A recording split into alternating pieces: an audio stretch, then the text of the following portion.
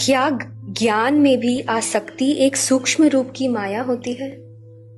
शास्त्र तो यही कहते हैं कि ज्ञान में भी, जैसे जब हम ज्ञान की पराकाष्ठा में भी पहुंचते हैं तो काफी बार ज्ञान भी अहंकार आ जाता है। हमें ऐसा लगता है कि वो एक सूक्ष्म अहंकार बन जाता है ज्ञान। पर मैं ये कहना चाहूंगी, शास्त्र बोलता है, ये जो अवस्था बोलते हैं ना कि हमें ज्ञान की भी आवश्यकता नहीं, ये वो अवस्था को प्राप्त करने वाली जब बात करते हैं निराकार, जब हमारी अवस्था निराकार, निर्गुण, निर्विकार, वो जो अवस्था की बात करी, वो अवस्था हमारी अल्टीमेट अवस्था है।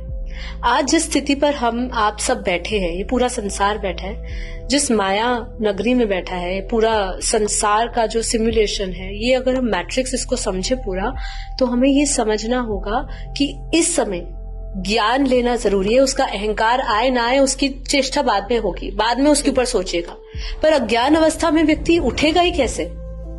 अब सोचे, जैसे शास्त्रों ने ये जो कहा है, ये अल्टीमेट अवस्था का ही है। वो अल्टीमेट अवस्था में जाने के लिए आपको बहुत लंबे टाइम की साधना, बहुत लंबे टाइम का पुरुषार्थ और ज्ञान लेते रहना पड़ेगा। तो इसीलिए पहले ये मत सोचिए ज्ञान से मैं वो परम अवस्था में जाऊंगा, जब मुझे अहंकार बोलेगा तो वो अहंकार भी मुझे जो और परम धाम तक नहीं जाने देगा, उस अवस्था तक के बारे में मत सोचिए। अभी हाल में आपके लिए क्या इंपॉर्टेंट है? ज्ञान आवश्यक है अभी आपके लिए।